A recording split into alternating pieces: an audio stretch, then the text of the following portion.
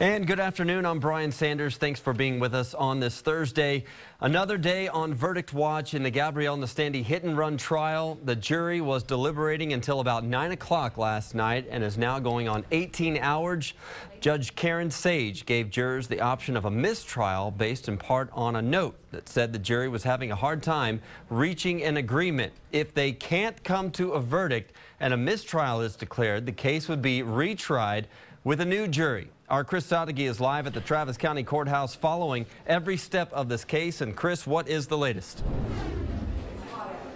Well, Brian, about 4 o'clock yesterday, the jury came out and told the judge that they were deadlocked and could not reach a unanimous verdict.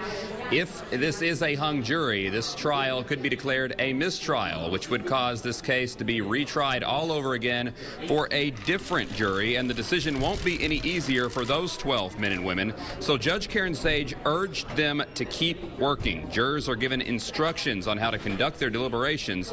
It can be tough when you have 12 different opinions, but here's how Judge Sage explained what they should and should not do to reach a decision.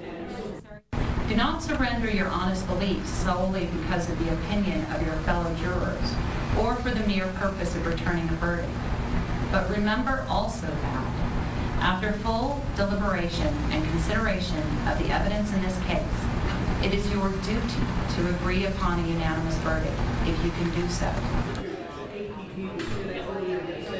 And that unanimous verdict won't come in the next hour or half or so. We were just told that they are ordering a lunch for the jury, so they're expected to continue to deliberate while they have their lunch. But stay tuned to KXAN and KXAN.com. As soon as there is a verdict, we'll have it for you. Brian, back to you.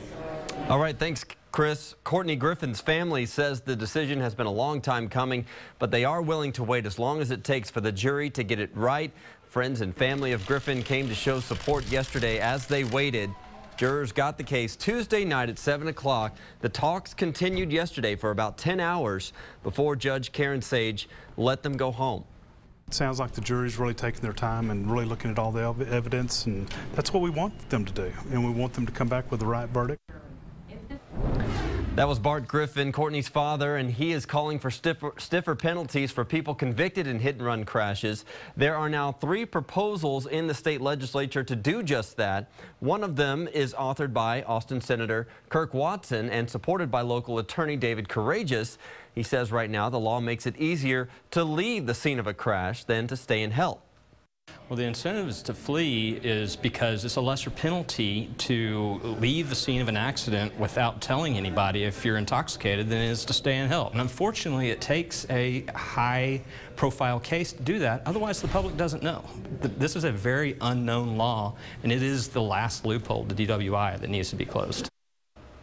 Under current law, manslaughter or intoxication manslaughter are second-degree felonies, punishable by up to 20 years, but failing to stop and render aid carries a term of up to 10 years. We'll keep you posted on the progress of these bills as they make their way through the legislature.